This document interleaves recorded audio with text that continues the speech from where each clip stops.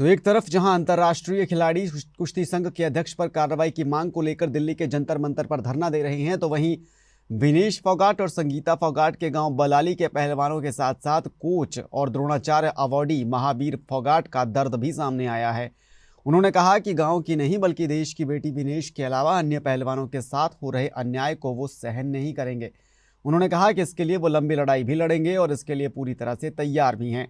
महावीर फोगाट ने खुलासा किया कि विनेश ने 1 साल पहले अपनी मां को भी शोषण की इस घटना के बारे में बताया था। उन्होंने कहा कि विनेश के आरोप गलत नहीं है बल्कि ये बिल्कुल सही बात है और बृजभूषण शरण को तुरंत हटाया जाना चाहिए। महावीर फोगाट ने कहा कि बृजभूषण ने आरोप सच साबित होने पर खुद को फांसी लगाने की बात कही थी और बृजभूषण अब वो फांसी का फंदा तैयार कर लें। देखिए, जो विनेश जो बता रही है, जब जो शोषण हुआ था ये सच्चाई है, इसमें कोई झूठ नहीं है। अगर सच्चाई जो निष्पक्ष जांच की जाएगी तो सारी सच्चाई सामने आ जाएगी। और जो बृजभूषण जी कह रहे थे मैं फांसी लगा लूँगा ऐसे, तो वो अपने जो फांसी का फंदा तैयार कर ले। सच्चाई है, जो बच्चे बोल रहे हो सही बात सच्ची है। नहीं, कोई राजनीतिक मुद्दा नहीं, इसमें कोई राजनीतिक षड्यंत्र नहीं है न, या आप किसी बच्चे से पूछना, इससे कोई वास्ता नहीं है न। हम जो पहलवान इस मामले में पड़ेंगे। और इस पूरे मामले में केंद्रीय मंत्री राव इंद्रजीत सिंह ने भी प्रतिक्रिया दी है। गुरुग्राम पहुंचे राव इंद्रजीत सिंह ने कहा कि पदकवीर खिलाड़ियों को धरने देने पड़े, ऐसी नौबत नहीं आनी चाहिए। उन्होंने कहा कि खिलाड़ियों के साथ अब संवाद शुरू हो गया है और जल्द ही इस पूरे मामले का समाधान निकल जाएगा। उन्होंने कहा कि इस मामले की जांच शुरू होगी तो धरने पर बैठे खिलाड़ियों को भी राहत मिलेगी और पूरा न्याय मिलेगा। राव इंद्रजीत सिंह इनकम टैक्स रोजगार मेले में शिरकत करने पहुंचे थे, जहां पीएम नरेंद्र मोदी द्वारा वर्चुअली इस रोजगार मेले की शुरुआत की गई है। वहीं केंद्रीय मंत्री की माने तो प्रदेश की आर्थिक नगरी गुरुग्राम में सबसे ज्यादा लोग इनकम टैक्स भरकर सरकारी खजाने में राजस्व देते आ रहे हैं। देखिए, खिलाड़ियों को परेशान इस हद तक होना कि उनको धरने के ऊपर बैठने की आवश्यकता पड़ गई।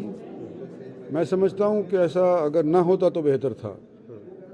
खैर, अब उनकी बात सुनी जा रही है। हमारी स्पोर्ट्स मिनिस्ट्री की तरफ से, हमारे मंत्री की तरफ से उनकी बातें सुनी गई हैं और उनको जायज़ हक दिलाने की और जस्टिस दिलाने की पूरी प्रक्रिया आज के दिन चालू है। तो आज के दिन इस जगह के ऊपर ये रोज़गार मेला मेरे ख्याल से दुरुस्त लगा है और आने वाले समय के अंदर गुड़गांव भी उभर करके आएगा और आने वाले समय के अंदर गुड़गांव के जो बाशिंदे हैं, हरियाणा के जो बाशिंदे हैं, वो देश के ऊपर भी छा करके।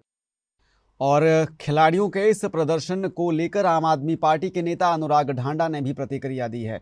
उन्होंने सरकार को इसके लिए जिम्मेदार ठहराया है और बीजेपी पर निशाना साधा है। अनुराग ढांडा ने कहा कि जंतर मंतर पर पहलवान लगातार भारतीय कुश्ती संघ के अध्यक्ष बृजभूषण शरण के इस्तीफे की मांग कर रहे हैं, लेकिन वो अपने पद पर अभी भी बने हुए हैं। उन्होंने कहा कि खिलाड़ी परेशान हैं, उनकी सुध नहीं ली जा रही और मुख्यमंत्री चुप्पी साधे हुए हैं। उन्होंने संदीप सिंह मामले में भी सरकार को घेरा और बीजेपी और हरियाणा सरकार पर इसके लिए सवाल खड़े किए हैं।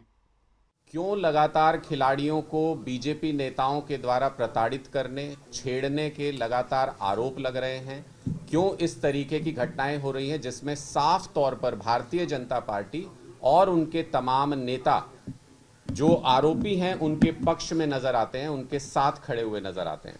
तो ये सवाल सबसे बड़ा आज के दिन में ये है कि क्या हम समाज को उस दिशा में ले जाना चाहते हैं जहां पर महिला खिलाड़ियों के लिए हम सारे रास्ते बंद करना चाहते हैं? कौन अपनी बेटियों को भेजेगा खेलों में अगर हर जगह से ये खबर आने लगे? पहले हरियाणा के खेल मंत्री पर यह आरोप लगे कि उन्होंने अपने पद का दुरुपयोग कर इंटरनेशनल खिलाड़ी जूनियर कोच को प्रताड़ित किया, उनकी सुनवाई नहीं हो रही, कहीं पर भी जांच लगातार दबाव में हो रही है, मंत्री पद छोड़ नहीं रहे हैं, मुख्यमंत्री कहते हैं ये बयान अनर्गल हो सकते हैं। कितना हतोत्साहित हुए होंगे खिलाड़ी।